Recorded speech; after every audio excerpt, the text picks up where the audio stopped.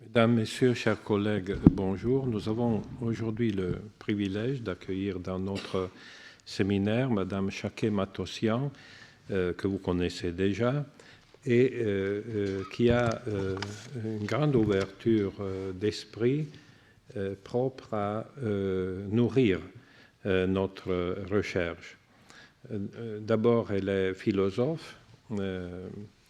Aussi, elle s'est occupée de théorie de la communication, d'histoire des arts, de littérature, et donc elle réunit ces caractères d'unité profonde de la pensée européenne qui nous sont chers.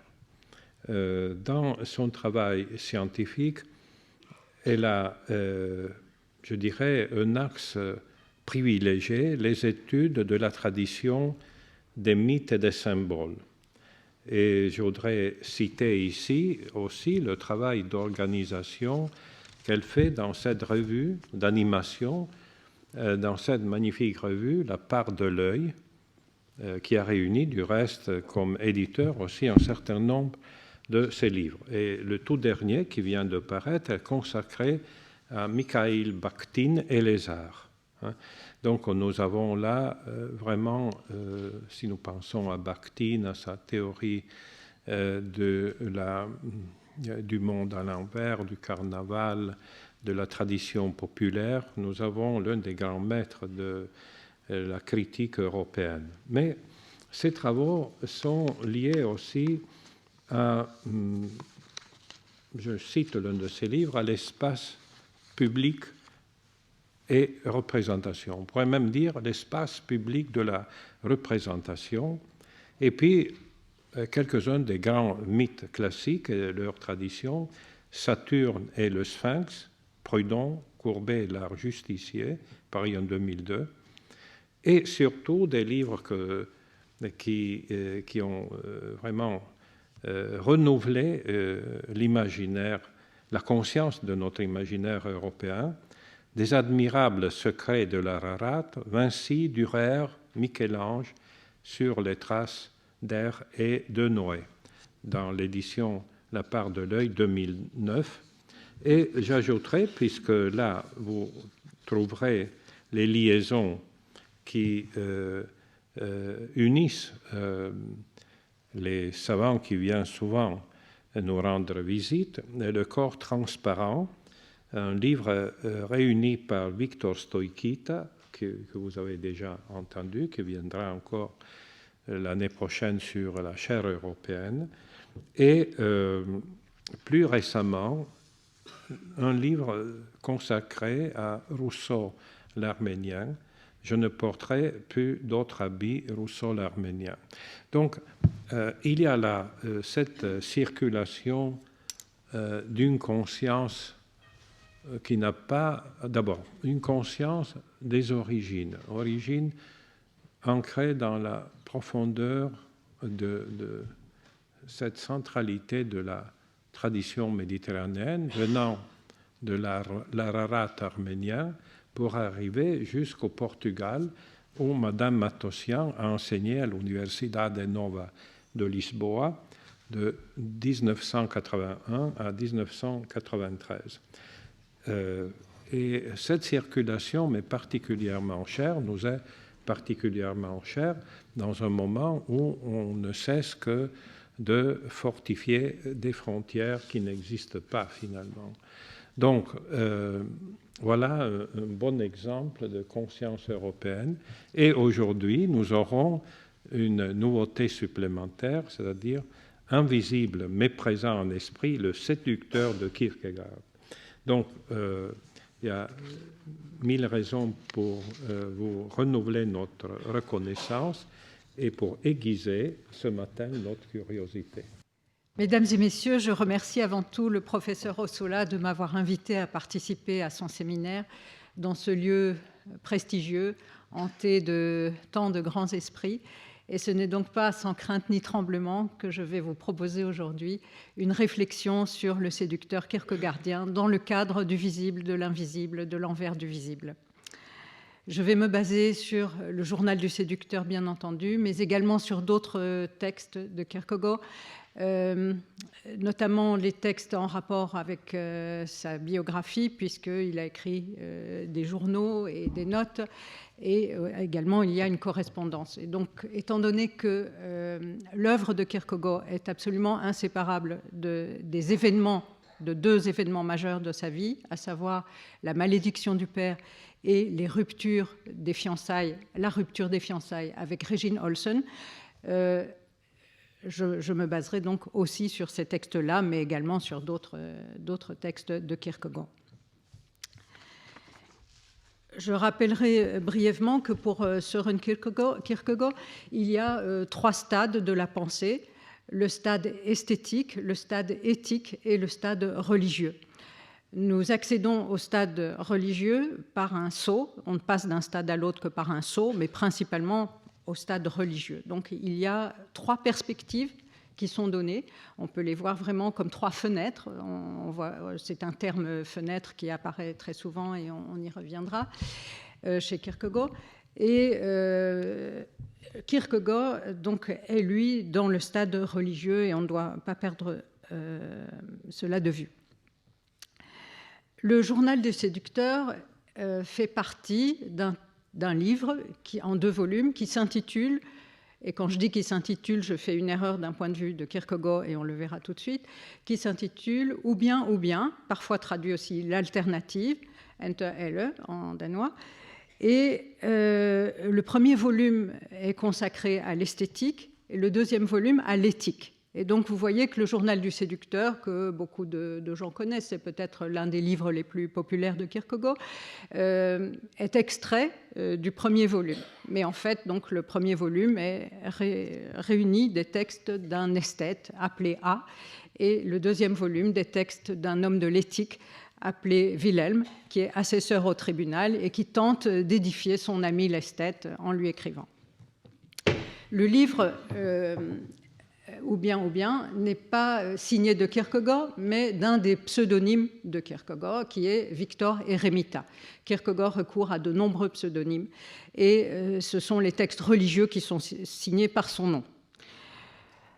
Victor Eremita, donc vous voyez évidemment par le nom qu'il a choisi déjà la volonté de se fermer et d'aller du côté d'une intériorité qui va être très importante aussi, comme on le verra au cours de notre réflexion. Alors, la trame narrative du journal du séducteur est celle-ci. Le séducteur s'appelle Johannes. Il repère des proies. Évidemment, il n'est pas amoureux. Il repère des proies. Il repère entre autres donc Cordelia Wahl, qui est une orpheline qui vit chez sa tante paternelle. Et il remarque également qu'il y a un jeune homme, Édouard, qui est amoureux de Cordelia. Donc il se fait confident d'Édouard, approche Cordelia avec Édouard, pénètre dans le cercle familial de Cordelia, distrait un peu la tante pour que Édouard puisse faire la cour à Cordelia. Et au moment opportun, il éjecte Édouard, se fiance avec Cordelia, la séduit et l'abandonne au petit matin comme un vampire. Voilà donc ce qui est la fable philosophique correspondant à la rupture des fiançailles avec Regine Olsen. Alors, si le journal du séducteur a eu une vie par lui-même, on pourrait dire, c'est peut-être à cause de son titre, lui-même séducteur. Et le titre, pour Kierkegaard, est important. Il a quelque chose de performatif. Et lorsqu'il parle de ou bien, l'alternative, il écrit « Le livre est cela même que le titre indique. Le titre se réalise dans le moment de la lecture. Aussi bien, excusez-moi, ce n'est pas lui, il écrit « Aussi bien le titre ne regarde-t-il pas à l'extérieur, mais à l'intérieur, au cœur de l'ouvrage. Qui dit le livre s'appelle l'alternative n'affirme proprement rien du tout, mais si l'on dit l'œuvre est une alternative, l'on produit soi-même le titre. » L'alternative, à sa parution en 1843, va provoquer un scandale dont on peut se rendre compte par une lettre qu'une compatriote de Søren Kierkegaard écrit à Hans Christian Andersen, qui se trouve alors à Paris. Et je vais citer la lettre de Signe Lasse, qui écrit ceci, je cite d'après Marguerite Grimaud. « Il s'est élevé dans les cieux littéraires une comète sinistre et de mauvais augure. L'ouvrage est si démoniaque qu'on ne peut s'empêcher de le déposer pour le reprendre aussitôt. Depuis les Confessions de Rousseau, aucun livre n'a suscité pareil intérêt. Dans la première partie, il est esthétique, c'est-à-dire pernicieux. Dans la seconde, il est éthique, c'est-à-dire un peu moins pernicieux, encore que les femmes aient lieu d'être fortes en colère, car l'auteur, comme le Mahométan, les enchaîne au fini et ne leur trouve d'utilité que parce qu'elles accouchent et réjouissent les hommes. Dans le livre, il y a un dégoût de la vie qui ne peut être que le fruit d'une âme viciée. » Ces livres sont écrits du point de vue esthétique et du point de vue de l'éthique par quelqu'un qui, lui, est du point de vue religieux. Il est déjà dans le religieux. Donc, il y a une façon chez Kierkegaard de se couler dans des rôles afin de creuser ce qu'il appelle les possibilités. Ce que Kierkegaard a apporté à la philosophie, c'est l'individu. Mais l'individu résulte d'un processus d'individuation qui sont les essais de toutes ces possibilités.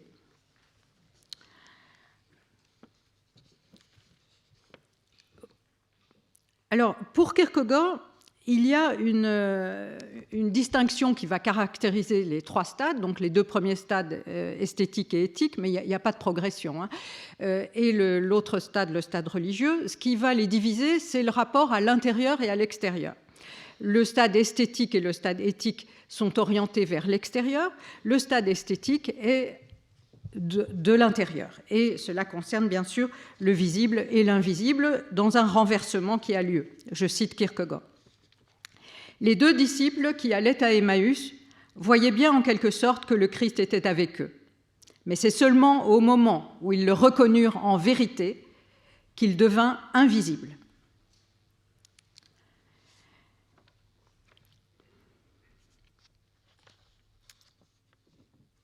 Et donc, on va trouver chez lui toujours ce rapport à l'intérieur qui va trouver une figure littéraire aussi avec le secret.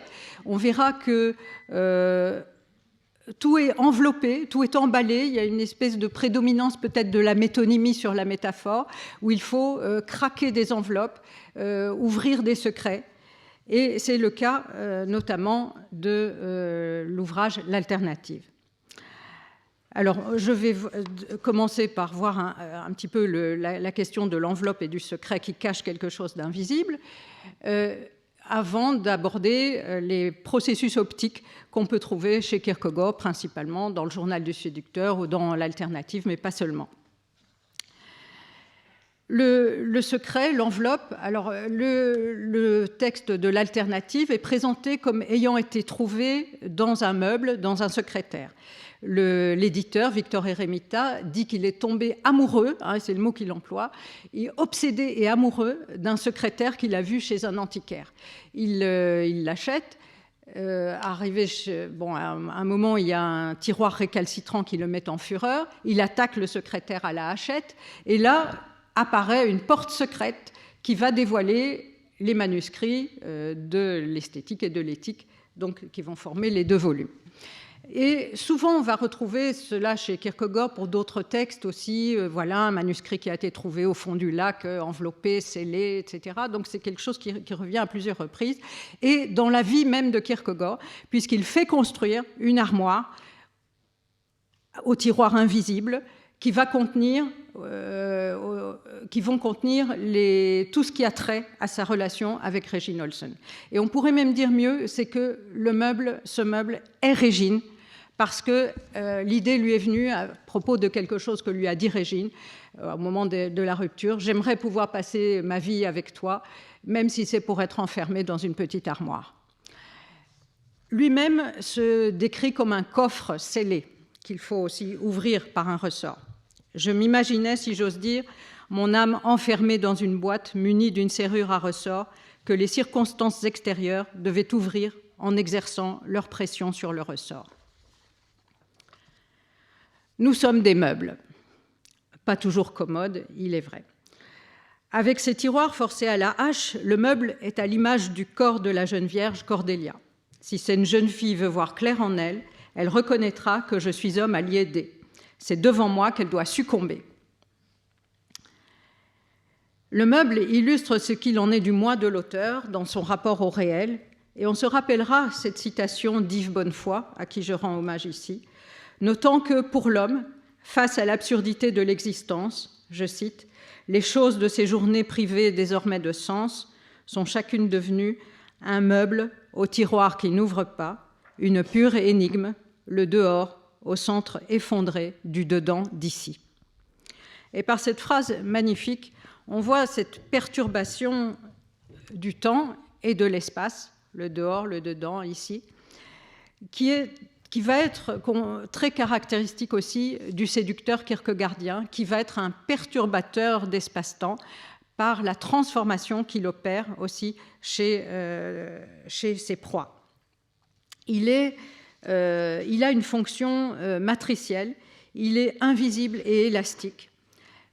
Il est donc dans ce dehors et ce dedans, dans cet ici et cet ailleurs, c'est très, très problématique. Je cite ce que lui dit l'homme de l'éthique, « Car tout se trouve en toi sans y être, le passé est effacé, toutes les frontières sont effacées, tu te dilates de plus en plus, tu es alors dans l'état où tu jouis de la pure volupté, de la réceptivité parfaite. Le plus léger contact suffit à faire frissonner ce corps spiritualisé, immensément distendu et invisible. » On voit que le séducteur kierkegaardien entretient une relation, on pourrait faire le rapprochement, il y a un rapprochement étonnant avec la Cora du Timée de Platon. Ce réceptacle où les formes adviennent, que Platon définit comme une espèce invisible et sans forme qui reçoit tout et participe de l'intelligible d'une manière très embarrassante et difficile à entendre. Notion problématique, comme l'avait bien montré Jackie Pigeot, à qui je rends ici aussi hommage, la Cora englobe la question majeure de la forme du vivant. Elle est, dit Platon, comme un porte-empreinte pour toute chose. Il convient que ce qui doit recevoir en soi tous les genres soit lui-même en dehors de toutes les formes. Et l'homme de l'éthique, Wilhelm, écrit au séducteur, « Dans tes mains, tout phénomène prend n'importe quelle forme. » Et l'homme de l'éthique va jusqu'à le comparer à une méduse. Je cite, « Il est un animal devant lequel je suis souvent demeuré songeur, c'est la méduse. As-tu remarqué que cette masse gélatineuse peut s'étaler en surface, puis lentement, soit s'enfoncer, soit monter, si tranquille et si ferme qu'on croirait pouvoir s'y tenir. Mais la méduse voit s'approcher sa proie, alors elle se creuse en forme de sac et s'enfonce à toute vitesse dans les profondeurs en entraînant par ce mouvement sa victime. Non dans cette poche, car elle n'en a pas, mais en elle-même, car elle est la poche et rien d'autre. Elle peut alors tellement se contracter que l'on ne comprend pas comment elle a pu se distendre. Il en est à peu près de même de toi. » La comparaison avec le cnidaire, outre évidemment les connotations érotiques, si on pense à ce qu'on peut dire un Michelet ou un Paul Valéry de la Méduse, outre cela, problématise le rapport du séducteur à la spatialité. Il ne s'agit pas d'avoir une poche, mais d'être la poche. Il y a ici une invagination qui altère la séparation habituelle entre le dehors et le dedans. Le séducteur est un animal topologique. Chez Platon, on se souviendra aussi que la Cora ressortit au rêve, au fantasme, au fantomatique. Et justement, c'est cela que va instaurer le séducteur, une ambiance. Il est lui-même comme un fantôme. Il observe Cordélia à sa fenêtre, je rôde alors comme un esprit, et comme un fantôme aussi, je hante les lieux de sa demeure. Il se décrit, je suis flexible, souple, impersonnel, presque réduit à l'état de vague perception. Il parvient à se rendre invisible malgré sa présence physique. Je cite, « Je suis moi-même presque invisible quand je suis matériellement à ses côtés. Je me comporte avec elle comme dans une danse à deux, exécutée par un seul, car je suis le cavalier, mais le cavalier invisible. De même, laisse-t-il flotter sa présence lorsqu'il s'absente. C'est moi qui, présent au regard, suis invisible, et qui, absent au regard, suis pourtant visible. Il dit qu'il revêt un corps parastatique, c'est-à-dire un corps illusoire, spectral, proche des visions produites par la lanterne magique conçue par Athanas Kircher. Et dans son Ars Magna Lucis et Umbrae, le savant jésuite présente la machine parastatique. Alors vous voyez que ça revient à la mode. Et Victor Stoichita a signalé, lui, dans son livre sur l'histoire de l'ombre, la connotation démoniaque qu'a reçue le corps parastatique. Le séducteur, étant donné qu'il est visible, invisible lorsqu'il le veut, qu'il voit ce que les autres ne voient pas, est donc en train de maîtriser les conditions du visible. Il est ce qui décide du visible. L'homme de l'éthique va lui dire « tu es translucide comme l'air ». C'est-à-dire, il est la condition du visible au sens aristotélicien, il est le diaphane. Ce diaphane qu'Aristote reliait avec la région supérieure de l'univers, mais qui est la condition du visible. Transparent comme l'air, c'est-à-dire qu'il est aussi l'atmosphère, ce qu'on va respirer, mais aussi ce qu'on va... l'atmosphère au sens de à la fois l'air qu'on respire et l'ambiance qui est créée, une ambiance culturelle, un peu comme ce qu'André Chastel avait montré pour l'aria à la Renaissance, ou pour les peintres, eh bien, respirer l'air de Rome ou de Florence, c'était respirer non seulement avec l'air culturel, si on peut dire. Et le séducteur est un créateur d'atmosphère, c'est par là qu'il arrive à saisir sa proie. Kierkegaard remarque quant à lui une loquacité de l'air, et il dit « on devrait pouvoir dire un souffle de pensée comme on dit un souffle de respiration ». On a donc bien la polysémie du pneuma, si vous voulez, qui est mis en acte chez Kierkegaard. Il dira aussi « toute connaissance est respiratio ». Alors, l'atmosphère, c'est quelque chose d'indéfinissable, d'infigurable. Comme le disait Arletty, bon, ben, c'est quelque chose qui n'a pas de gueule. Alors, mais en même temps, il faut respirer. Et pour Kierkegaard, de même que pour le séducteur, les fiançailles sont ce qui étouffe. Et il le dit, la libido a besoin d'air, dit-il. Il faut qu'elle éclate. Et cela se produit par sa séparation de son objet qui s'enfuit avec la honte et la pudeur d'une femme. Et on se souviendra que Louis Jouvet disait dans le film auquel je faisais référence « Je m'asphyxie, j'ai besoin de changer d'atmosphère et mon atmosphère, c'est toi ». Alors nous sommes là donc dans ce mélange, mais en même temps fait d'insignifiant, qui est ce sur quoi travaille le séducteur. L'insignifiant nous échappe, mais pas à lui. Il est attentif à l'insignifiant, il repère ce que les autres ne voient pas. J'effleure son existence, sans y toucher. Il se définit comme une sorte d'Argus au centueux. Je remarque même la plus insignifiante des insignifiances, car une cause infime, mais pleine de vie, engendre un effet colossal. Ou encore, l'insignifiance et l'important. L'un des pseudonymes de Kierkegaard dira Frater Taciturnus, l'effervescence est parfois causée par un atome invisible à l'œil, par un rien. Il y a un psychiatre allemand qui a bien travaillé sur l'atmosphérique, c'est Hubertus Tellenbach, dans son livre Goût et atmosphère. Tellenbach, donc, qui est de 1914 à 1994.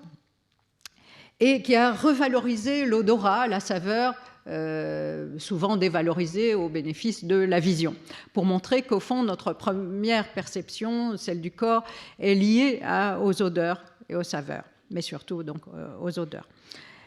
Et on peut se souvenir alors d'un prolongement de cela en psychanalyse avec Didier Anzieux et le concept de moi-peau qui est tellement intéressant. Alors si j'en parle, c'est aussi parce que Kierkegaard est attentif au parfum. Et derrière ce qui pourrait passer pour futile, il y a quelque chose d'assez profond, me semble-t-il. Il déclare que l'eau de Cologne, donc la meilleure à son époque en tout cas, François-Marie Farina, est l'équivalent de l'Iliade, incomparable, impossible à égaler. Et dans le cas de la fiancée, à qui il offre des parfums, il en offre à sa nièce et à sa fiancée, à Régine, dans le cas de la fiancée, c'est aussi quand même une manière de marquer sa proie. Et ne s'agirait-il pas, en dernière instance, d'échapper aux puanteurs des corps charnels, et particulièrement à celui de la femme? Je cite Kierkegaard dans son journal, ses cahiers de notes. « Plus un corps est organiquement développé, plus terrible est la putréfaction.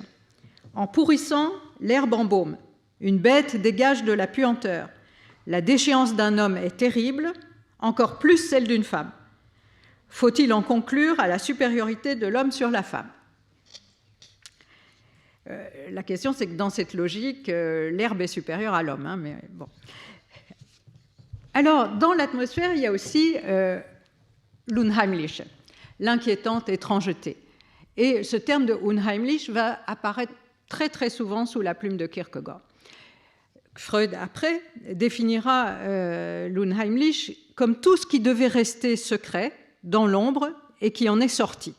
Et pour Freud, ce sera le ventre maternel, le sexe de la femme, qui va produire un effet d'inquiétante étrangeté, et donc le refoulement de quelque chose de déjà connu. Mais le sentiment d'inquiétante étrangeté provient de ce qui perturbe notre perception de l'espace et du temps. Et c'est par le piège de l'inquiétante étrangeté, c'est en créant de l'inquiétante étrangeté que le séducteur va piéger Cordelia. Dans la scène finale, il va recréer l'atmosphère familiale, mais pas à l'identique, ce qui serait évidemment plat et qui n'aurait aucun effet. Il faut arriver à faire un effet. Donc, on recrée l'atmosphère et il va la faire en réalisant l'idéalisation. C'est la même chose que dans le salon familial, l'appartement familial, mais en plus beau, en plus luxueux et avec quelques vues différentes. Mais lui-même, qui a veillé à chaque détail, il dit « J'ai eu garde de m'imposer par quelques détails à son souvenir, mais je n'en suis pas moins partout présent, quoique invisible. » J'en viens au dispositif optique qu'on peut remarquer dans le journal du séducteur, mais dans d'autres textes aussi de Kierkegaard, à commencer par les fenêtres, qui sont une forme de cadrage. Le séducteur observe la jeune fille, ou d'autres jeunes filles d'ailleurs, à la fenêtre, lorsqu'elles-mêmes sont à la fenêtre, donc elles sont cadrées, elles sont ciblées, et on a bien un usage de la fenêtre qui est comme celui des peintres, finalement. Lorsque le séducteur est lui-même à sa fenêtre, il ne reste jamais encadré dans la fenêtre. Il ne regarde pas directement, il regarde à travers un rétroviseur qui est collé à sa fenêtre, qui est une chose qu'on voit assez souvent dans les pays du Nord, qui permettait aux dames de regarder ce qui se passait dans la rue sans être vues. Mais là, donc, on a cette vision en rétroviseur qui est importante chez Kierkegaard et qu'on va retrouver sous d'autres images, par exemple lorsqu'il se compare à un voyageur qui est assis en sens inverse de la marche et qui regarde donc le paysage défiler. Et c'est ça notre vision. Il y a toujours cette vision indirecte qui prédomine chez Kierkegaard. Le regard oblique aussi du séducteur. Il dira « On n'oublie pas si aisément mon regard oblique ».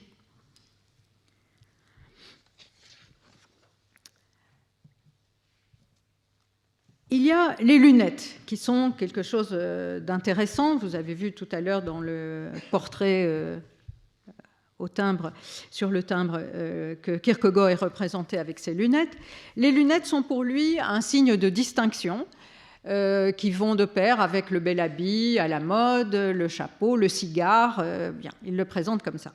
Mais on voit aussi les lunettes, l'importance qu'elles ont, au point qu'il en parle dans sa correspondance, et pour souligner le mot. Il écrit à Régine une lettre, et il dit « On sonne, je mets mes lunettes pour ouvrir ».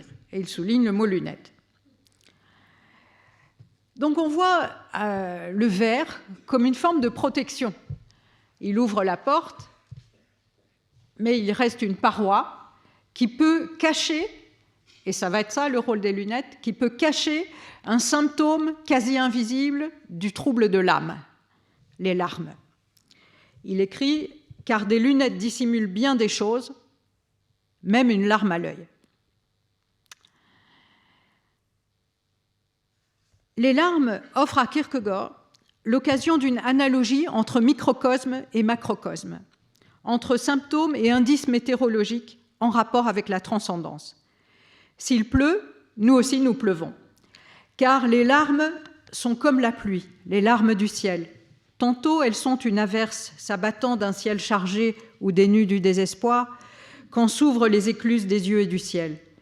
Tantôt elles sont une calme et douce pluie de printemps, mais nulle pluie n'est aussi féconde que les larmes. Et cette fécondation est à prendre au sens littéral, parce que les larmes sont des enfants. Elles se substituent à la procréation en offrant en quelque sorte une version sublimée du liquide séminal. Je cite.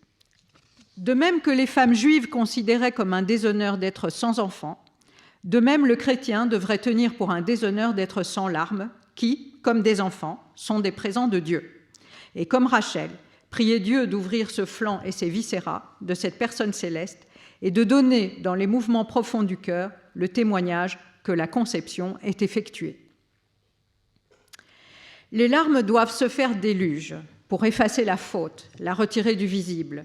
Kierkegaard implore « Père céleste, ouvre les sources des yeux, veuille qu'un torrent de larmes efface comme un déluge toute la vie passée qui n'a pas trouvé grâce devant tes yeux.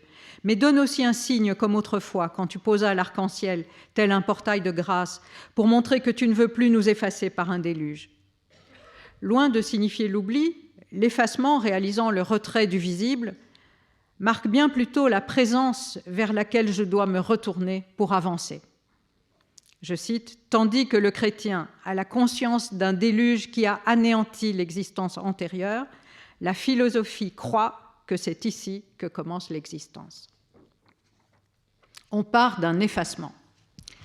Et peut-être que l'œuvre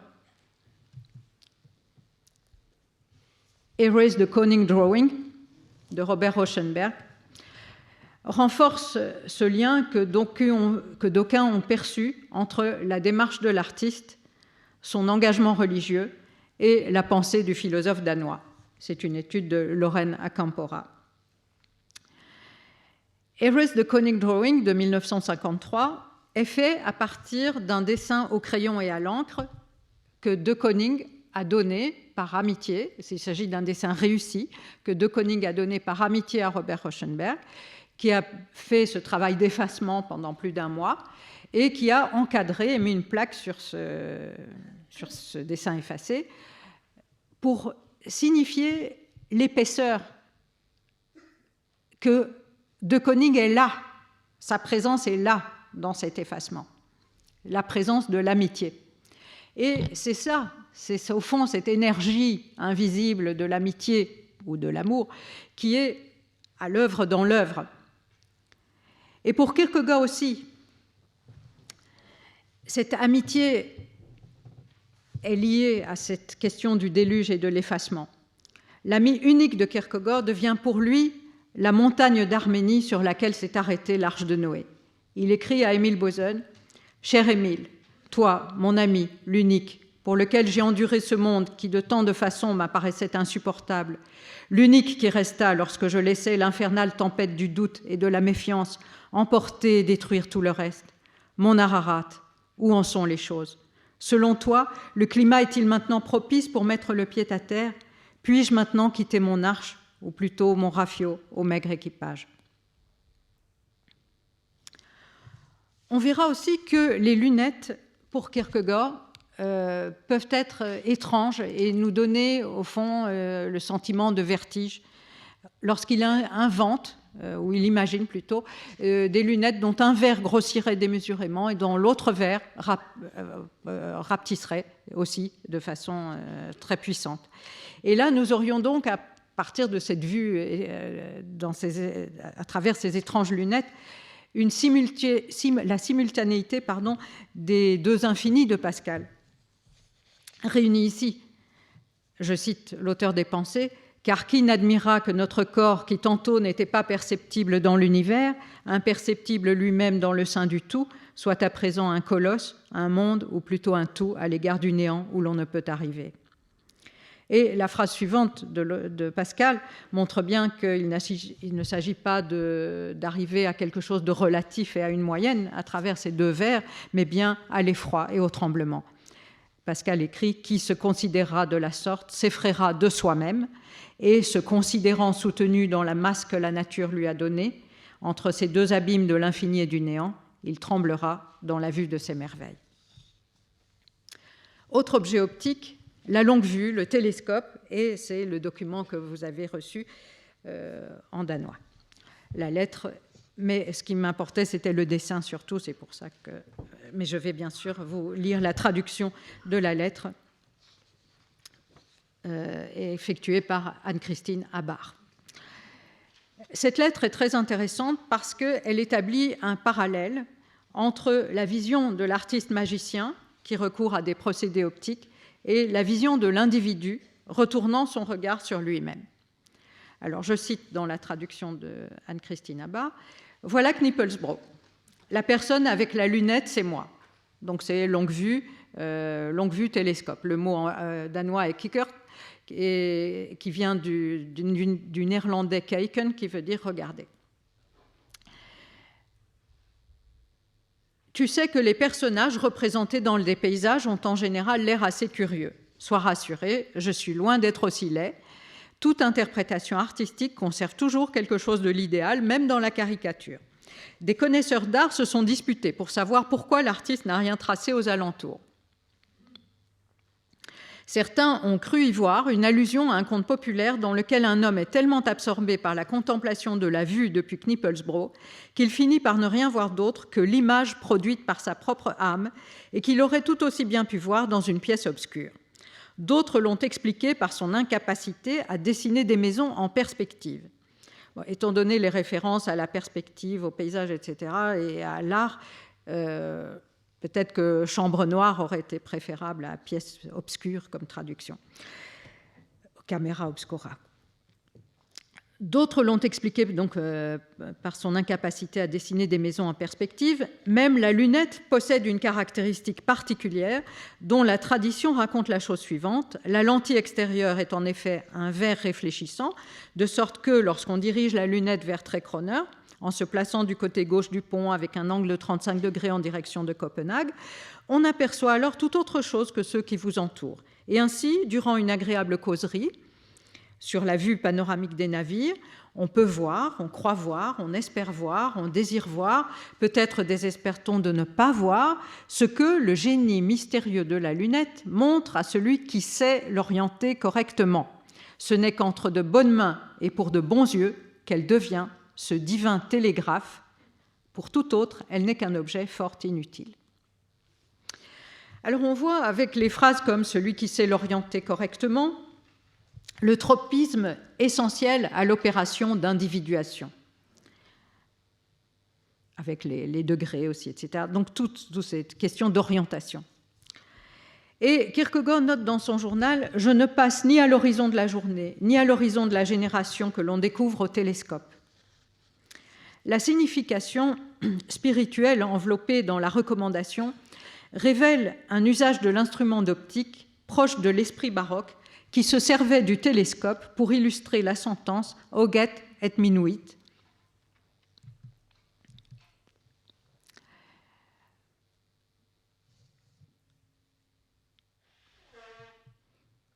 Donc, on peut trouver encore chez Diego de Saavedra Farjado, 1642, et aussi le voyage céleste d'Athanas Kircher, Iter Ecstaticum.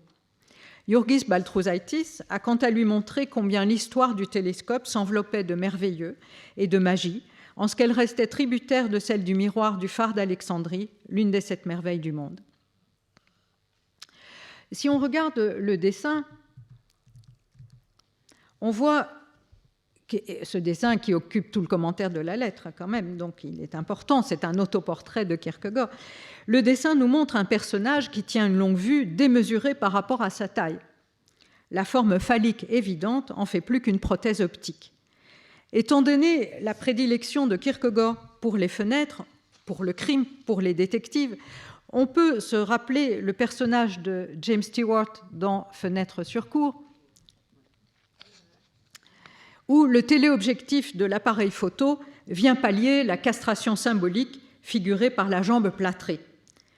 Kierkegaard, sous le pseudonyme de Frater Taciturnus, s'identifie du reste au capitaine à la jambe de bois, Gripskopf, et l'association entre jambes cassées et angoisse de castration apparaît très clairement dans une note de son journal, mais que je ne vais pas lire, elle est trop longue. Il importe de constater que la plus grande partie de cette lettre est un commentaire ironique du dessin, attribué ironiquement donc à un artiste. Mais un sujet sérieux y apparaît, la contemplation de l'image que produit l'âme. Image sans doute plus profonde que celle extérieure et éloignée qu'offre la longue vue. Kierkegaard écrit « Et une lunette d'astronome n'est d'aucune utilité pour scruter le fort intérieur. » Si nous regardons le dessin, nous voyons que le pont ne relie rien. Les traits s'achèvent dans le vide, refusant avec la liaison la ligne de progrès, la temporalité linéaire. Il met en relief l'élévation que réalise le pont. Il le concentre sur sa caractéristique la plus puissante et la plus oubliée, celle que nous rappelle Georges Simmel, le bizarre sentiment de planer entre ciel et terre un instant. Par les vides et la suspension, Kierkegaard convie l'éternité. Nous pouvons trouver aussi, dans le journal du séducteur et dans d'autres textes de Kierkegaard, des miroirs. Il y a le miroir concave qui va me permettre de scruter l'intériorité. C'est le miroir qui déforme vers l'intérieur. Dans le monde du divertissement, je dois fixer mon regard sur ma propre intériorité. Je cite Kierkegaard, « Elle m'incite à me saisir moi-même, saisir mon moi propre, à tenir bon dans l'alternance infinie de la vie. Elle m'apprend à diriger vers moi le miroir concave dans lequel je cherchais jusqu'ici à appréhender la vie en dehors de moi. » Et puis, il y a les autres miroirs dans le journal du séducteur, les miroirs dans lesquels se reflètent les proies, Cordelia ou d'autres, et que le séducteur plaint, parce que ce sont des pauvres miroirs passifs qui n'arrivent pas à fixer ce qui se reflète sur eux, et qui n'arrivent pas à fixer les jeunes filles. À la différence de lui-même, que l'homme de l'éthique va comparer à un daguerréotype, c'est-à-dire à un miroir actif. C'est en effet au daguerréotype que Wilhelm compare Johannes. Il lui dit « En face, un miroir te permettait de l'observer. » Il s'agit d'une belle jeune fille lors d'un dîner. Elle y jeta un regard timide sans se douter que le tien l'y attendait, et elle rougit en le rencontrant. « Voilà ce que tu enregistres avec la fidélité et la promptitude d'un daguerréotype auquel, comme on sait, il ne faut qu'une demi-minute, même par les plus mauvais temps. »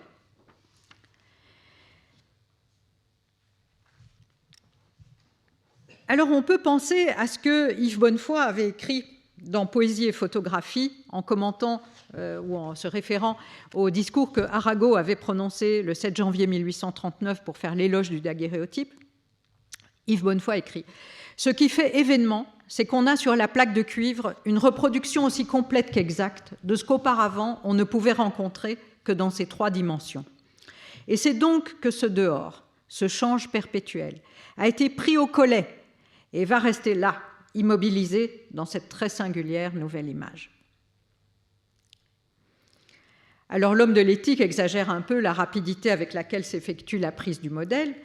Il reste que la comparaison du séducteur avec l'invention de Niepce et Daguerre renvoie l'activité du séducteur à la machine capable de saisir et transformer la matière par la lumière, de renverser l'ombre et la lumière, de se faire miroir actif, un miroir qui garde toutes les empreintes, selon l'expression de Jules Janin, que je cite d'après les travaux de Arnaud Maillet sur le daguerréotype. Et donc, bien au contraire du pauvre miroir passif. Le daguerréotype réalise techniquement ce que Kierkegaard requiert de l'écrivain dont l'œuvre doit s'approcher du Mandylion.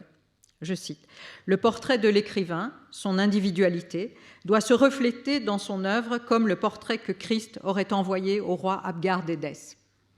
Ce n'était pas une peinture d'un art délicat, mais une espèce de rayonnement émanant de la toile de manière inexplicable, miraculeuse. » Arago, dans son discours, va inclure aussi dans le parcours de cette invention les silhouettes. Et c'est par le terme silhouette que l'esthète intitule l'un de ses écrits. Silhouettes, elles vont être la figure de quelque chose d'infigurable, d'irreprésentable, qui est la tristesse réfléchie. Et Kierkegaard dit « Je les appelle silhouettes pour rappeler tout de suite par ce terme que je les tire du côté sombre de la vie et aussi parce que, en tant que silhouettes, elles ne sont pas immédiatement visibles. Si je prends dans ma main une silhouette, je n'en reçois aucune impression, je ne puis m'en faire aucune idée véritable. Pour la voir, il me faut d'abord la tenir devant le mur et considérer non pas l'image immédiate, mais sa projection. Telle est aussi l'image que je veux montrer ici. Elle est intérieure et ne devient sensible que lorsque je pénètre du regard l'extérieur. Peut-être n'a-t-il rien de frappant, mais il me faut le scruter pour découvrir l'image intérieure, celle-là même que je veux révéler. Alors, bien sûr, Kierkegaard connaît Lavater, qu'il cite de temps en temps, et Lavater considérait la silhouette comme le portrait à la silhouette comme une manière aussi de trouver une vérité dans le portrait, la relation directe même avec la vérité. Quoi de plus imparfait que le portrait de la figure humaine dessinée d'après l'ombre, et cependant, de quelle vérité n'est pas ce portrait? Cette source si peu abondante n'en est que plus pure. Mais surtout, on va voir par là que le séducteur kierkegaardien est marqué par le double aspect de la pensée magique repérée par James Frazer, donc la magie homéopathique et la magie contagieuse. Il prend le reflet, mais il prend aussi l'ombre, rapport donc de similitude et de contiguïté. L'homme de l'éthique va comparer le séducteur au long individu de Schlemihl. Il lui dit « Tu te glisses furtivement, tu tombes sur les gens, ravis leurs plus beaux moments de bonheur, mets cette ombre dans ta poche, comme le long individu de Schlemihl, et tu l'en retires à ton gré. » Kierkegaard possédait le livre de von Chamisso, L'étrange histoire de Peter Schlemihl ou l'homme qui a vendu son ombre, dans la version de 1835, et je renvoie à Victor Stoïkita pour les différentes éditions et les illustrations de cet ouvrage. Et il se réfère aussi à ce livre dans un autre écrit, La lutte entre l'ancienne et la nouvelle cave à savon, de 1838, où Willibald, le personnage principal, est décrit plongé dans la lecture de Peter Schlemihl, auquel il s'identifie.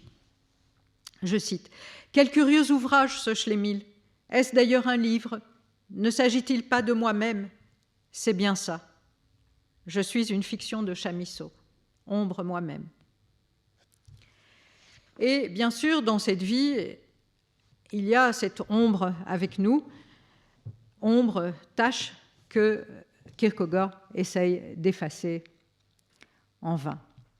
Il dit « Je pense à une image dans un livre de piété, un enfant poursuit son ombre qui justement court avec lui. » Et c'est cette image-ci à laquelle il se réfère.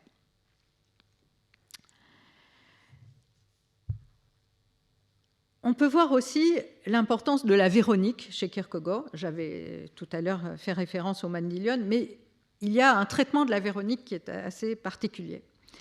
La tristesse réfléchie se soustrait au visible, à la différence de la tristesse immédiate qui se révèle par l'empreinte de la Véronique.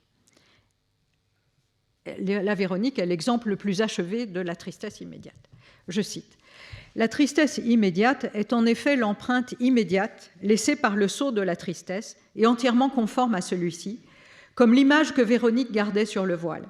Et l'écriture sacrée de la tristesse s'inscrit en relief, belle, pure et lisible aux yeux de chacun. La tristesse réfléchie ne peut donc se prêter à la reproduction artistique. D'une part, en effet, elle n'est jamais à l'état de fait définitif, mais en devenir constant. De l'autre, l'extérieur, le visible, est indifférent et ne compte pas. Et c'est sans doute ce qui entraîne Kierkegaard à offrir à sa fiancée un accessoire indispensable à la réalisation d'une Véronique très particulière, dans la mesure où aucune image n'y est visible et que la technique suggérée semble proche du miroir magique. Il envoie à Régine, pour le Nouvel An de 1841, un mouchoir de lin qui se fait écran plutôt que porte-empreinte. Ce sera un support qui va aider Régine à convoquer l'apparition de Søren. Je cite la lettre. « Trouve ici un mouchoir. Je l'ai fait déposer sous ton oreiller.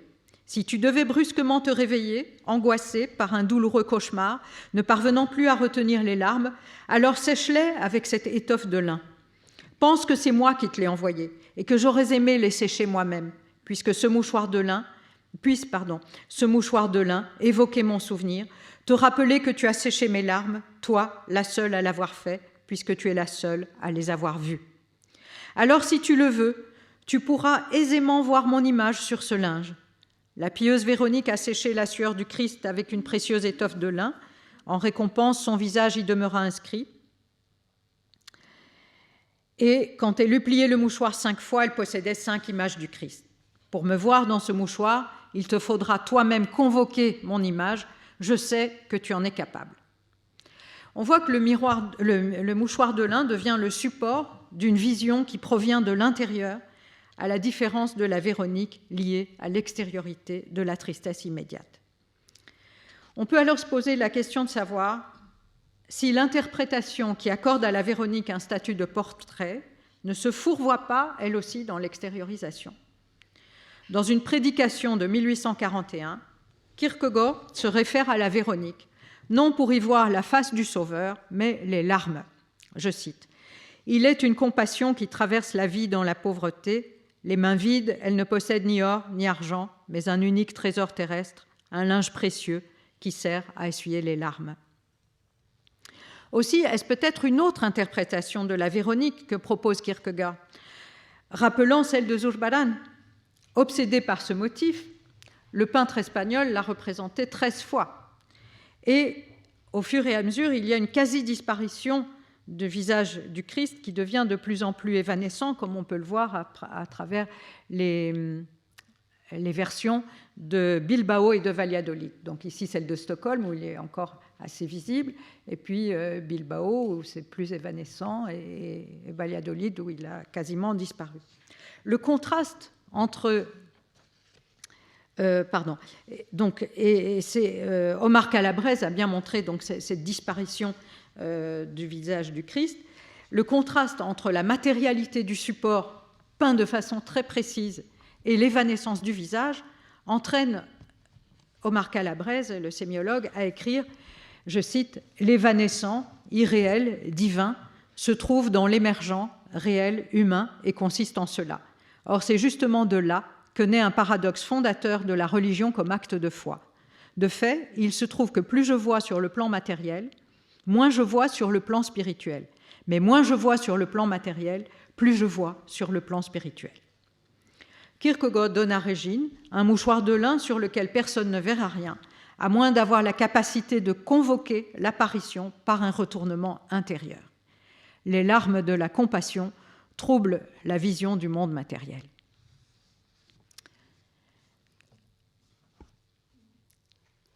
Autre envers du visible, ce sont les tables de résonance, Klangfigur, qu'on trouve chez Kierkegaard et qui sont si importants pour lui. Donc on a la figure du son, très différemment de ce qu'on a vu avec Breno de Boccadoro lors d'un séminaire récent. Il ne s'agit pas de figure dans le son, mais du son qui devient une figure visible. L'infini prosaïsme des fiançailles, voilà la table de résonance de l'intéressant, dit Kierkegaard. Alors Nelly Vialanet, qui a traduit Kierkegaard et qui a écrit beaucoup sur Kierkegaard, a notamment insisté sur le côté, l'aspect auditif de l'œuvre de Kierkegaard, qui doit être l'importance donc de la voix chez lui et de l'audition. Et elle dit, à propos du terme Klangfigur, elle y voit donc une portée, elle en définit la portée métaphorique dans l'esprit religieux. Elle écrit ceci: le terme Klangfigur, figure de son, désigne fondamentalement le phénomène des franges d'interférence mis en évidence par les mouvements qui animent la poussière sur une plaque de verre agitée de vibrations sonores. Or, ce phénomène physique, qui rend visible l'audible, offre une parfaite métaphore du phénomène dogmatique de l'incarnation, parole devenue visible qui se situe au centre de l'édifice kierkegaardien. Une note du journal du séducteur dans la traduction de Paul-Henri Tissot et Else-Marie Jacquet-Tissot, donc dans les œuvres complètes en français de Kierkegaard, les 20 volumes, éclaire le lecteur sur la figure nodale ou Klangfigur. On appelle ainsi en acoustique les figures qui se forment sur une plaque métallique recouverte de poudre lorsqu'on lui imprime des vibrations. Elles sont dites aussi figures de Chladni, du nom du physicien allemand qui les étudia dans les années 1800. Kierkegaard eut connaissance de cette théorie par Hans Christian Ørsted, qui l'a répandue au Danemark vers 1808. L'expression avait dû le frapper et il l'emploie souvent au sens métaphorique. En rendant visibles les vibrations invisibles, en créant d'impalpables et fugitives figures du son, pour reprendre les termes de Roger Caillois, Chladni peut être le modèle scientifique inspirant le séducteur et même parallèlement Søren Kierkegaard. Et donc pas seulement métaphoriquement, me semble-t-il. Ørsted est pour Kierkegaard un savant qu'il admire, un des rares vrais savants. Il dit « Son visage m'est toujours apparu comme une figure acoustique que la nature aurait justement fait résonner de la façon la plus heureuse. » On a donc des vibrations, des longueurs d'onde. Je vais vous montrer les figures de Chladni. Donc selon que les sons sont plus aigus ou plus graves, les figures qui sont faites par le sable ou la poussière sur la plaque sont différentes. Voilà. Des vibrations, des longueurs d'ondes invisibles engendrent des déplacements intérieurs, font faire à la poussière, au grain de sable, des prouesses topologiques, pour reprendre encore les mots de Caillois. Mais nous qui ne sommes que poussière, comme le rappelle Kierkegaard, memento homo quod cinis est, etc., pourquoi échapperions-nous au pouvoir de ces vibrations? Chaque possible de l'individu est donc une ombre qui rend un son, écrit Kierkegaard. On peut donc saisir l'importance pour lui des effets de la lecture à voix haute, de même que l'exigence d'élasticité indispensable au parcours des vibrations. Il écrit « On peut mesurer l'élasticité de l'esprit humain à la puissance d'oubli. L'oubli est en effet l'expression même de l'assimilation véritable qui réduit le vécu à une sorte de table de résonance. » La voix altérée du séducteur va produire des changements dans les vibrations. Il y a un moment où il craint que sa voix ne soit altérée parce qu'il a une dent noire qu'il doit faire arracher, donc la voix va être altérée, ce qui fait que l'agencement produit par les vibrations ne sera plus maîtrisé. Alors il dit aussi, il demande à Régine de lire à voix haute ces lettres, afin de s'approprier ce qu'il y a de meilleur. Tu peux toi-même en faire l'essai, donc il ne faut pas seulement voir mais entendre. Je doute que tu te contentes de laisser ton regard glisser rapidement sur les mots « ma Régine ». Il se trouve que Hans Christian Ørsted a fait avancer la théorie ondulatoire de la lumière à partir d'une expérience qui n'a a priori aucun rapport avec l'optique, selon les termes de Serge Haroche, qui en souligne l'importance, tout comme celle du caractère fortuit de l'expérience. Alors je cite Serge Haroche dans le colloque Lumière-Lumière sous la direction de John Scheid. En 1820, un physicien danois, Hans Christian Ørsted, découvre qu'un fil électrique, parcouru par un courant, dévie une aiguille aimantée, une expérience qui relie pour la première fois l'électricité et le magnétisme. En tant qu'émetteur d'ondes, le séducteur, tel la lumière, n'a pas besoin de corps pour être présent. Il agit et modifie des situations, des orientations. D'abord aimantée par Édouard, Cordelia va être déviée vers le séducteur. Søren, du reste, n'est-il pas le seul à repérer les ondes lumineuses de Régine et à voir tout ce que les autres ne voient pas? Il lui écrit « Tu vas ton chemin sans que personne ne te remarque. Je vois tout dans mes pensées. Nul ne s'incline respectueusement devant le halo qui auréole ton visage. » Il me semble dès lors que les figures sonores ou tables de résonance ne sont pas, ou pas seulement une métaphore, mais bien un modèle acoustique adopté par Kierkegaard et que l'on pourra rapprocher de ce que Bergson, en 1913, appellera une frange de perception qui s'insinue donc dans l'espace et qui sépare les corps. Hans Christian Ørsted est un savant multiple. Il a étudié aussi la pharmacie, la médecine, la philosophie, et il a aussi écrit des textes d'esthétique, en rapport avec l'esthétique. Et dans l'un, qui s'intitule « L'esprit dans la nature », postérieur à Ou bien, de 1850, alors que l'alternative est de 1843, il y a un dialogue philosophique, et l'une des assertions est demeurée incompréhensible pour l'un des personnages, et cette assertion est celle-ci. Les sons et leurs relations renferment une intelligence cachée qui pénètre notre âme à notre insu.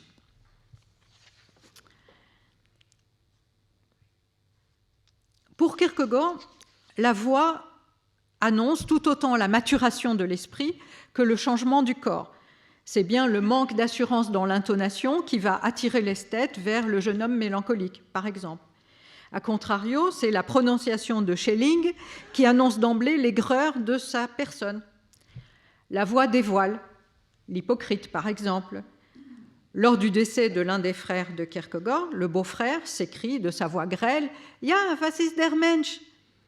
Et Kierkegaard lui répond « Une clarinette ». Il commente l'effet produit par sa réponse, aussi brutale que surprenante. Cela le fit sortir de son rôle et il voulut m'expliquer que le vrai gentleman n'a pas une voix d'ours, mais un organe sonore et bien timbré. Pendant toute cette explication, il se tenait devant le miroir, se lissait les cheveux. On peut remarquer aussi que Kierkegaard s'identifie plusieurs fois à Farinelli, capable d'appâter un roi pour le guérir de la mélancolie. Il signe ses lettres à son unique ami Émile Boson par le nom de Farinelli. Alors l'identification peut évidemment faire songer à la castration qui inquiète Kierkegaard, on le voit par des références à Abélard, à la sexualité des insectes, l'image des débris de verre dans les yeux, ou cette poussière dans l'œil qui vient anéantir un moment de félicité absolue où il planait tel un nuage hors de son corps. Mais les expériences de Chladni ouvrent aussi une voie à une interprétation différente du recours au nom de ce célèbre chanteur. Il nous invite à questionner l'association du son à la farine, à la poussière qui forme une figure. Nous sommes des voix, enfermées dans des formes faites de poussière, et ces voix enveloppent elles-mêmes des mots qui, à leur tour, enveloppent des choses, produisent des effets visibles dans le processus de la métamorphose. Par l'attention qu'il porte aux effets sonores et par la maîtrise de l'intonation, le séducteur les intègre à sa mise en scène, les spatialise. D'où l'importance aussi des lectures à voix haute que fait le séducteur auprès de Cordelia. Et on voit bien ces dispositifs spatiaux. Mes travaux d'approche se resserrent peu à peu. Je passe à des attaques plus directes. Pour indiquer ce changement sur la carte de mes opérations en cette famille Val, je dirais que je place maintenant ma chaise pour être de flanc par rapport à Cordelia. Alors j'en viendrai maintenant à une présence invisible ou au contraire avec quelques références, mais discrètes, de Kierkegaard chez trois artistes du XXe siècle, Marcel Duchamp, Achille Gorky et Mark Rothko. Je citerai pour commencer... Oui, je ne ferai pas d'interruption et comme ça on aura peut-être plus de temps pour ceux qui voudraient intervenir. Je cite Léon Tchestov qui écrit ceci. Il est peu probable, en effet, que Kierkegaard prenne jamais place parmi les classiques de la philosophie et que la valeur de son œuvre soit unanimement reconnue. Mais sa pensée vivra, invisible, dans l'âme des hommes.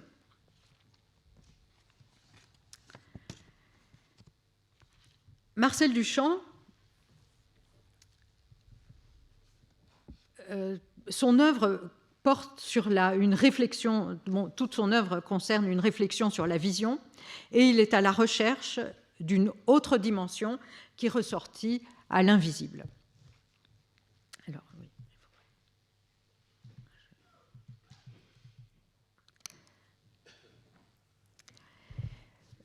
Je vais essayer d'examiner brièvement l'œuvre principale de Marcel Duchamp, Le Grand Ver ou la mariée mise à nu par ses célibataires mêmes, élaborée entre 1913 et 1923, à peu près inachevée, mais en même temps, c'est une œuvre qui va obséder, ou pas obséder, mais en tout cas intéresser Duchamp jusqu'à la fin de sa vie. Donc c'est une œuvre inachevée, mais qui continue tout au long de la vie. En 1913 est déjà le titre « Mariée mise à nu par ses célibataires mêmes » et on va retrouver alors chez Duchamp toutes ces questions de fiançailles, de mariage, enfin il y a quelque chose d'assez étrange et beaucoup d'éléments de l'œuvre de Marcel Duchamp font penser inévitablement à Kierkegaard. Mais bon, que se passe-t-il concrètement, les faits? C'est qu'il n'y a pas de référence explicite à Kierkegaard chez Marcel Duchamp. En 1913, il n'y a aucune traduction en français de Kierkegaard. Mais 1913, donc année où il commence La mariée mise à nu, c'est l'année du centenaire de la naissance de Kierkegaard et paraît en français dans la revue de métaphysique et de morale un long article de 14 pages de Harald Høffding, professeur à l'université de Copenhague, et l'article est intitulé très sobrement « Søren Kierkegaard, 3 mai 1813, 5 mai 1913 ». Or, il se trouve que ce même numéro comporte un dossier sur un auteur qui a énormément intéressé Marcel Duchamp, c'est Henri Poincaré. Et là, il y a des auteurs de renom comme Léon Brunswick, Jacques Hadamard, Auguste Leboeuf, Paul Langevin, qui examinent le savant sous différents angles, le philosophe, le mathématicien, l'astronome, le physicien. En 1912, Duchamp séjourne 4 mois à Munich. Et là, c'est l'année où le journal du séducteur est traduit en allemand par Richard Mayenreis. C'est là qu'il rencontre Kandinsky, il lit en allemand du spirituel dans l'art et Philippe Serre, par exemple, a beaucoup insisté sur la relation avec Kandinsky. Et Philippe Serre a lié le paradoxe qu'on trouve chez Marcel Duchamp au paradoxe kierkegaardien. Mais bon, il n'a pas démontré plus que ça. Jean Clair a, quant à lui, dans son ouvrage fondamental sur Marcel Duchamp, a insisté sur l'importance de ce voyage qu'il situe dans un contexte d'un attrait de l'ésotérisme, de l'occultisme, de la théosophie qui entoure la science de cette époque. Il rappelle aussi que Duchamp a été bibliothécaire à Sainte-Geneviève et qu'il a donc eu accès à des traités d'optique anciens, qu'il est le contemporain de l'essor de la photographie et aussi de l'introduction des rayons X en médecine. Søren Kierkegaard, pour sa part, voue à Andreas Justinus Kerner, poète et médecin qui a écrit sur Mesmer, le magnétisme animal et le somnambulisme avec voyance, une certaine admiration. Duchamp est aussi l'ami de Man Ray, qui va faire son portrait de manière anamorphique en superposant des photographies. Et c'est exactement avec ce même procédé technique qu'il va faire le portrait de Benjamin Fondane, qui est ami et disciple de Léon Tchestov, lequel a introduit en France une réflexion très profonde et très énergique sur Kierkegaard. Donc on peut dire qu'autour de 1928, Kierkegaard circule, invisible mais présent, dans le cercle des artistes et poètes proches de Dada. Tout cela ne signifie pas que Duchamp a lu et vu la revue de métaphysique et de morale, qu'il a lu ou vu le journal du séducteur en allemand, mais en tout cas, après la création et pendant qu'il continue à réfléchir à la mariée mise à nu, l'esprit de Kierkegaard flotte parmi les artistes de son cercle. Et il a lui-même écrit des notes sur un papier en tête d'un hôtel de Copenhague, l'hôtel Kongen. Il a séjourné à Copenhague en 1937 et ces notes concernent l'inframince. Inframince que l'on peut rapprocher spatialement, donc inframince qui joue un rôle dans la mariée mise à nu, qu'on peut rapprocher spatialement du filigrane chez Kierkegaard. En effet, Kierkegaard se compare à un papier filigrané. Je vais citer. Si je regarde une feuille de papier, elle n'offre probablement rien de remarquable au premier coup d'œil. Mais si je la mets en pleine lumière et l'observe par transparence, je découvre alors la fine image intérieure, en quelque sorte trop spiritualisée pour être immédiatement perçue. La plus grande partie des choses que l'on écrit ne sont que des assertats sur papier ordinaire. Moi, du moins, j'écris sur papier filigrané.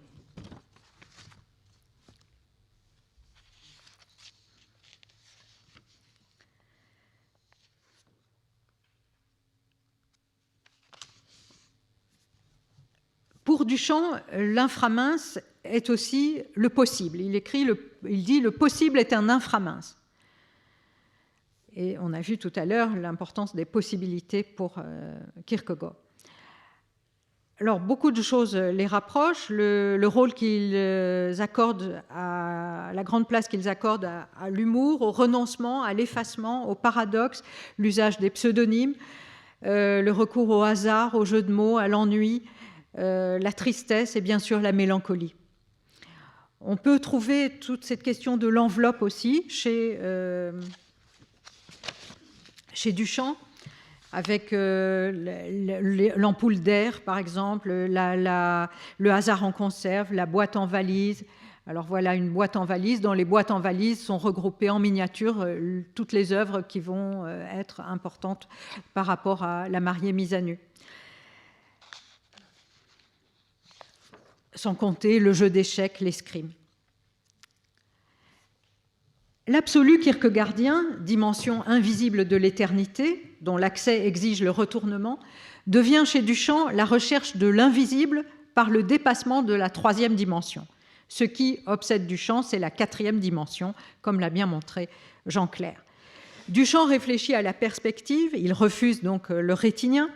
Il va mettre en question la parete di vetro des perspectivistes de la Renaissance. Il s'intéresse à la quatrième dimension dans laquelle se trouve la mariée. Donc vous voyez la séparation. Donc en haut se trouve la mariée. Elle est dans la quatrième dimension. Semblable à une écorchée vue en transparence, sans dehors ni dedans, et à laquelle ne peuvent atteindre les 9 célibataires situés dans la troisième dimension. Duchamp déclare à propos du grand verre « J'ai pensé à l'idée d'une projection d'une quatrième dimension invisible, puisqu'on ne peut pas la voir avec les yeux. Comme je trouvais qu'on pouvait faire l'ombre portée d'une chose à 3 dimensions, par analogie simplement intellectuelle, je considérais que la quatrième dimension pouvait projeter un objet à 3 dimensions. Autrement dit, que tout objet de 3 dimensions que nous voyons froidement est une projection d'une chose à 4 dimensions que nous ne connaissons pas. C'est là-dessus que j'ai basé la mariée dans le grand verre comme étant une projection d'un objet à 4 dimensions. Alors la mariée reste vierge. Elle doit apparaître comme une apothéose de la virginité, dit Marcel Duchamp. On voit que des termes comme pudeur ou des mariages rompus, des mariages impossibles apparaissent à travers les titres. Mécanisme de la pudeur, pudeur mécanique, passage de la vierge à la mariée, mariée mise à nu, machine célibataire, vierge numéro 1, vierge numéro 2, fresh widow, qui joue à la fois donc sur la veuve et la fenêtre. Il s'agit d'une fenêtre dont les vitres sont remplacées par du cuir noir brillant. De même que la fiancée, meuble qu'il faut défoncer, n'est autre en dernière instance que Kierkegaard lui-même, de même Marcel est-il la mariée célibataire. La quatrième dimension modifie fondamentalement la représentation de la vie et de la mort. Elle entre en correspondance avec l'éternité kierkegaardienne.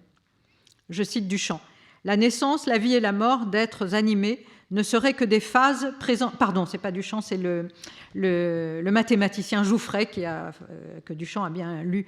La naissance, la vie et la mort... Je reprends. La naissance, la vie et la mort d'êtres animés ne seraient que des phases présentées par le passage du corps à 4 dimensions à travers notre espace. Et Duchamp écrira comme épitaphe, sa propre épitaphe, « D'ailleurs, ce sont toujours les autres qui meurent ». Et on va retrouver donc cette éternité que recherche Søren Kierkegaard, en laquelle il croit. Ma rupture avec la réalité est d'une telle nature qu'elle est une simple conséquence, rendant de sa part inconcevable, il parle de sa fiancée, un pardon véritable, lequel me mettrait en continuité avec la réalité. Tel est l'état de la question dans le temps. Quant à l'éternité, j'espère que nous nous y comprendrons l'un l'autre et que là, elle me pardonnera.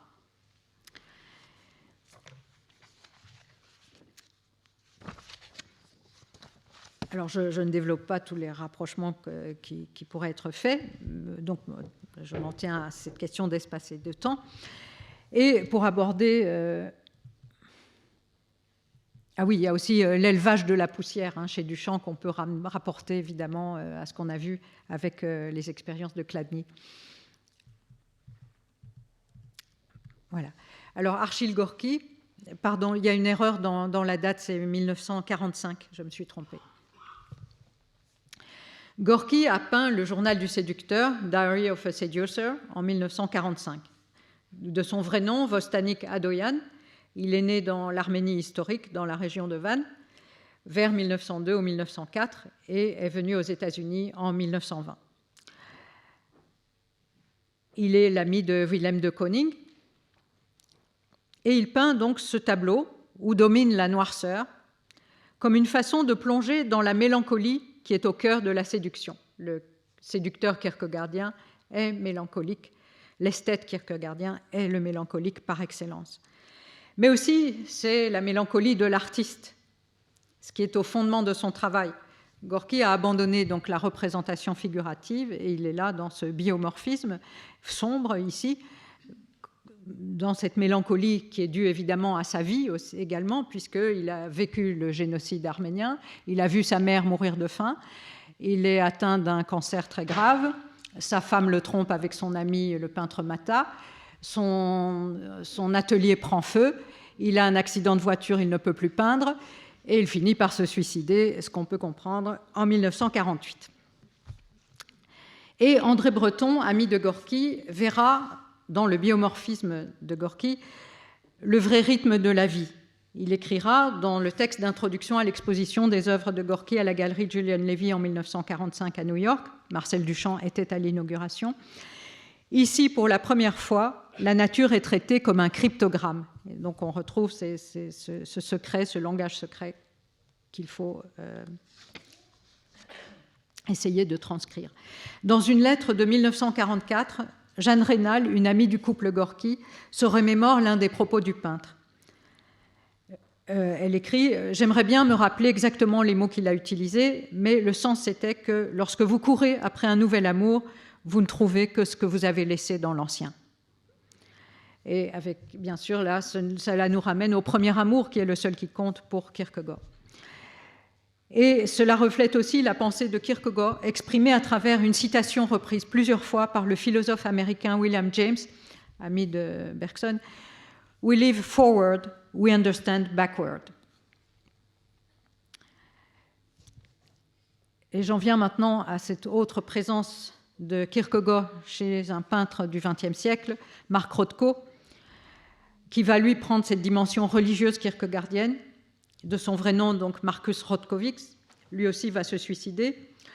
En 1970, suite à une rupture d'anévrisme, il lui est interdit de peindre des grands formats. Or, son œuvre n'a de sens que par rapport aux grands formats.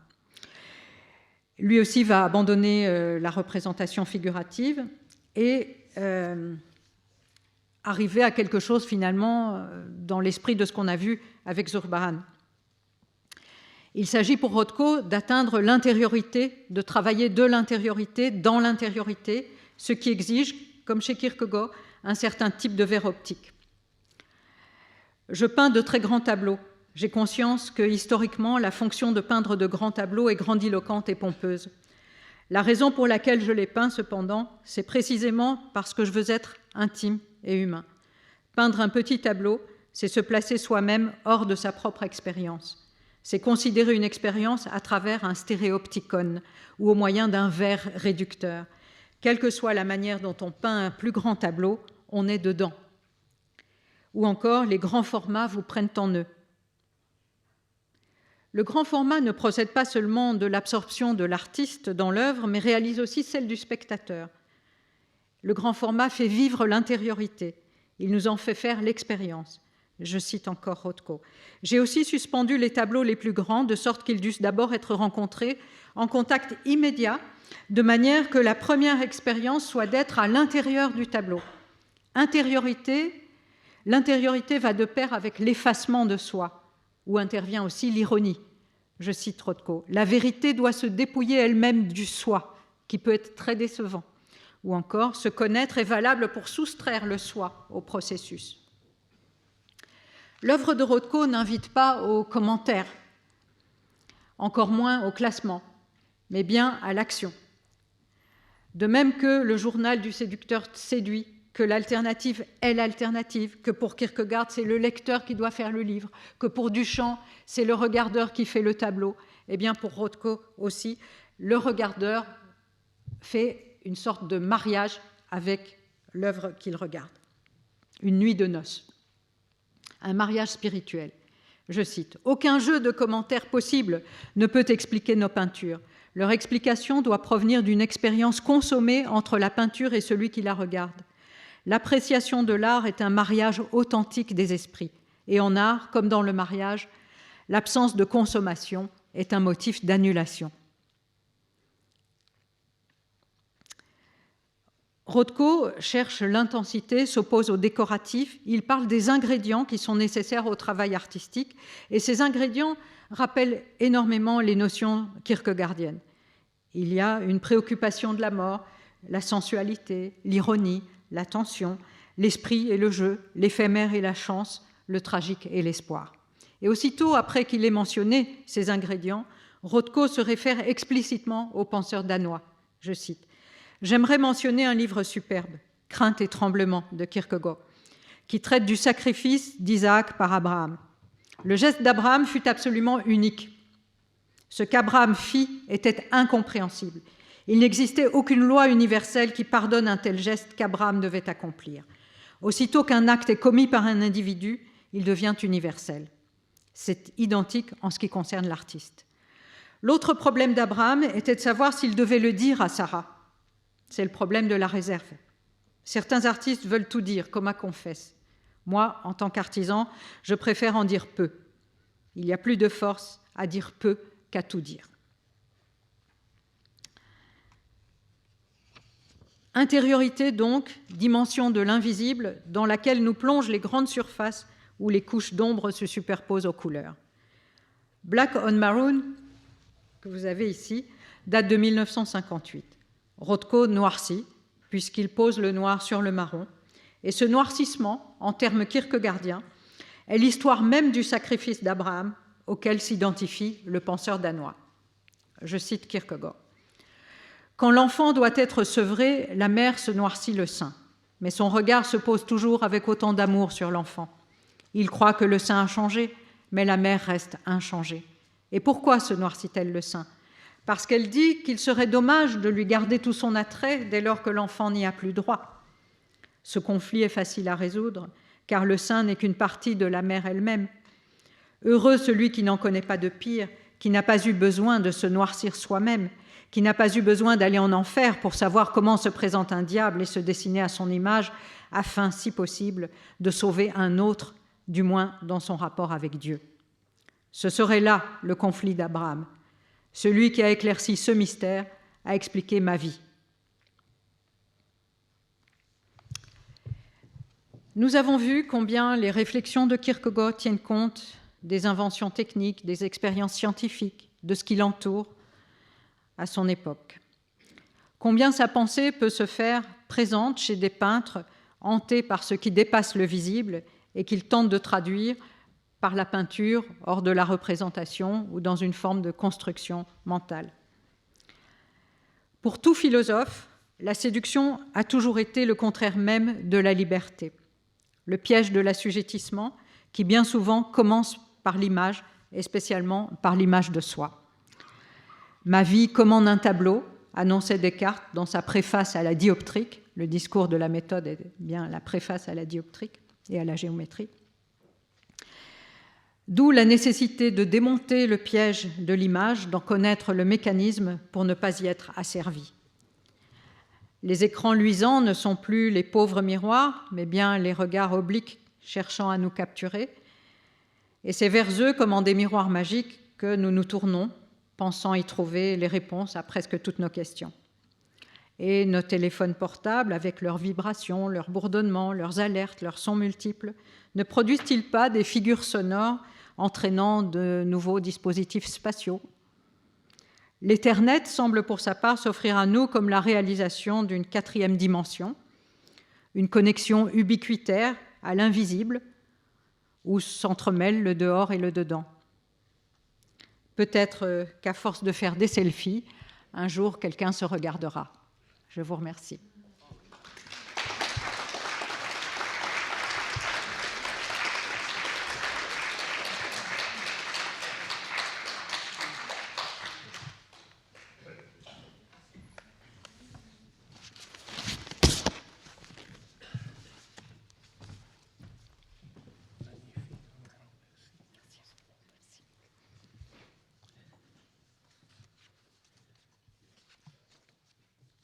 Je remercie très vivement Madame Matossian pour cet exposé si riche, si plein de surprises aussi, surtout dans sa partie finale, puisque la grande qualité historique et philologique de ses recherches nous a porté de Kierkegaard à Mark Rothko, qui va conclure la semaine prochaine avec M.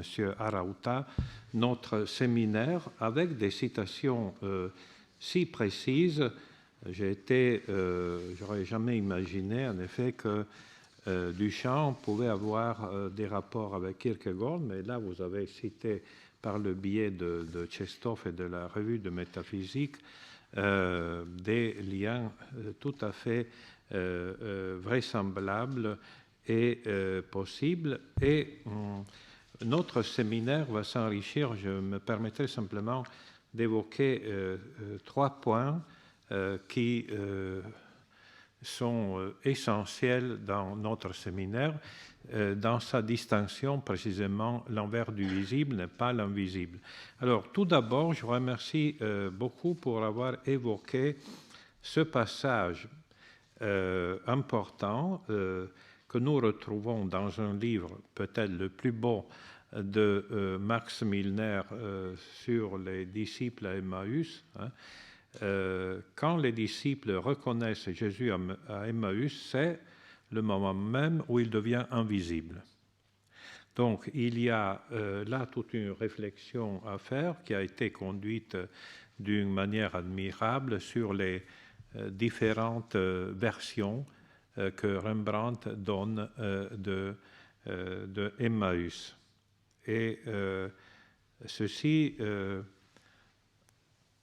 a une conséquence aussi pour notre expérience quotidienne, c'est-à-dire que très souvent nous regardons avec attention ce que nous ne connaissons pas, alors que ce qui nous est le plus clair, le plus familier, le plus quotidien est précisément ce que nous pouvons même considérer à nous-mêmes invisible. C'est un élément très important. Je ne sais pas si nous aurons le temps de le développer, mais je vous remercie beaucoup de l'avoir évoqué. Deuxièmement, il y a un autre point. Je m'étais même demandé si j'aurais consacré un cours ou un séminaire sur cet élément. C'est le rapport que vous avez développé entre invisible et imperceptible. L'imperceptible n'est pas en soi-même quelque chose qui est invisible. C'est simplement que notre positions, nos limites intellectuelles ou nos limites topographiques, impossibilité de percevoir quelque chose qui est là pourtant, ne permettent pas de se placer dans une position où quelque chose qui est visible deviendrait perceptible et à ce titre, nous le considérons comme invisible. Mais c'est une question justement de limite de perception. Et troisièmement, vous avez à juste titre évoqué deux éléments qui vous associent d'une certaine manière à la réflexion de notre collègue et ami Viktor Stoïkita, c'est-à-dire la longue durée, pour ainsi dire, de l'image de Véronique. Viktor Stoïkita vient justement, je lui dirai de votre conférence, de me donner un texte sur la tradition de Véronique, de l'icône byzantine à Zurbaran, précisément, pour un volume à la mémoire de notre collègue bien-aimé Gilbert Dagron, qui va paraître, j'imagine, au mois de juin, et que nous discuterons ici même au collège en l'automne. Et puis aussi un thème qui était très cher à notre collègue Harald Weinrich, c'est-à-dire l'homme qui a vendu son ombre de Chamisso. Là aussi, il y a une tradition immense et je remercie beaucoup de l'avoir évoqué parce qu'on pourrait même, en suivant la tradition de Chamisso, voir que l'ombre est notre meilleur compagnon. C'est dans n'importe quelle position l'envers du visible, mais que nous pouvons voir si la source de lumière est derrière nous et qu'elle projette l'ombre devant nous et inversement. Donc là aussi, il y a une longue tradition que Harald Weinrich a déjà un peu creusée.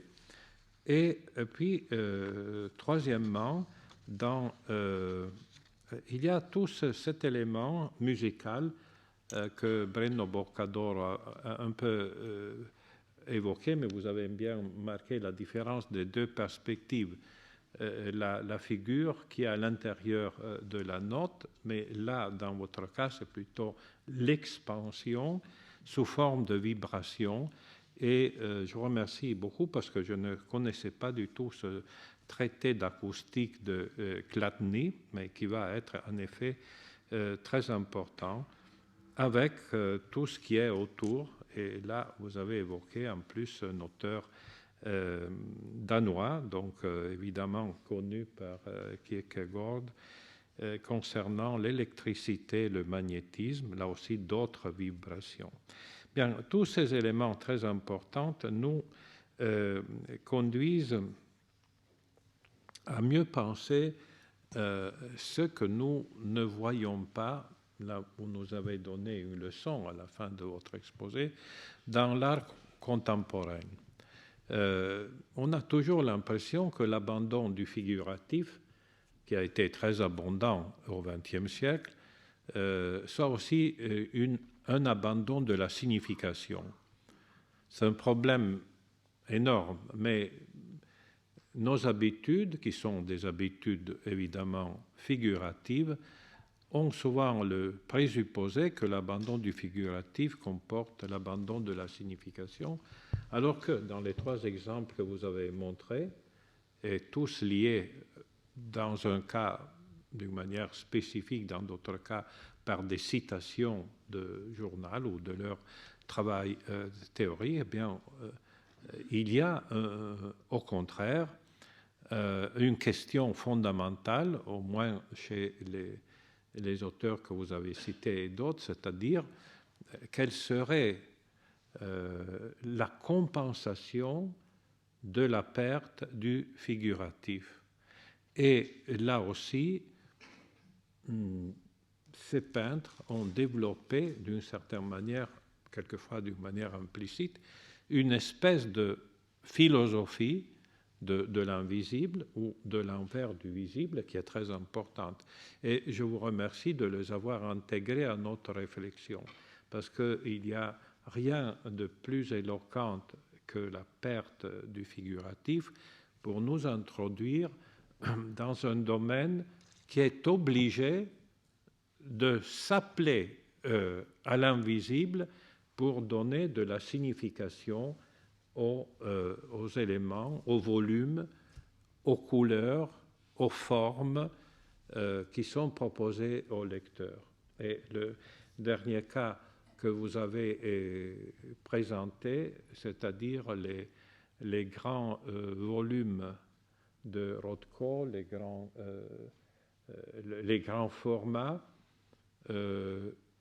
avec l'affirmation que seul le grand format intègre non seulement l'auteur, mais aussi celui qui va voir ces tableaux, cette sorte de mariage visuel, montre bien tous les efforts maintenant que, prenons aussi Kiefer et d'autres, font pour intégrer dans le grand format, dans un espace qui est non seulement représentation, mais précisément enveloppe aussi du spectateur, tout l'immense effort que l'art contemporain a fait pour pallier, si vous me le permettez, à la mélancolie de la perte du figuratif.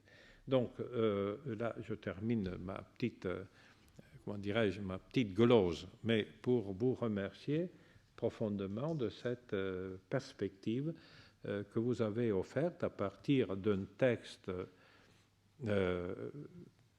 Il y a aussi le problème du décalage de la réception. Vous avez bien marqué qu'en 1913, rien n'était encore traduit en français de Kierkegaard. Mais dans le cas de Duchamp, il est en effet fort possible qu'au moment de sa visite en Allemagne, quand le journal du séducteur est traduit en allemand, il puisse avoir pris connaissance de cela. Alors, là aussi, je vous remercie parce que souvent, nous lisons d'une manière anachronique, comme si tout était présent à notre temps, oui, mais au moment où les artistes, les poètes, les écrivains commencent leur travail, souvent des auteurs ne sont pas présents à leur esprit. Alors, il faut trouver, en effet, une espèce de topographie historique de la réception. Là aussi, je vous remercie beaucoup parce que vous avez tracé une vraie topographie historique de la réception de Kierkegaard, qui est absolument essentielle. Autrement, tout se place sur le même plan. Et pour terminer, je dirais encore une fois ma petite glose, je remercie d'avoir porté au centre de notre réflexion Tchekhov, qui est un auteur majeur pour ces retrouvailles, pour ainsi dire, de la tradition entre guillemets orientale et la tradition occidentale, pour cette sorte de mariage ou tentative de mariage Athènes-Jérusalem, qui a été un moment espéré par la médiation de ces grands esprits, Tchekhov notamment, Berdiaïev, et encore récemment un grand interprète comme Averinchev. Enfin, il y a eu toute cette tentative de retrouver des racines d'un monde qui était pourtant si proche et que des faits politiques qui ne concernent que le XXe siècle et même une partie du XXe siècle ont essayé de séparer une tradition entre guillemets slave et une tradition, disons, romaine ou occidentale, des faits dans lesquels l'invisible a un rôle important. Donc, merci aussi d'avoir évoqué ce rôle fondamental de Tchekhov. Là, vous avez justement porté, je le montre, Kierkegaard et la philosophie existentielle de Tchekhov, qui est l'un des ouvrages importants pour comprendre toutes ces médiations. Je pourrais continuer votre éloge, mais je m'interromps pour laisser la parole aux spécialistes qui sont dans cette salle. Alors, quelqu'un veut prendre la parole?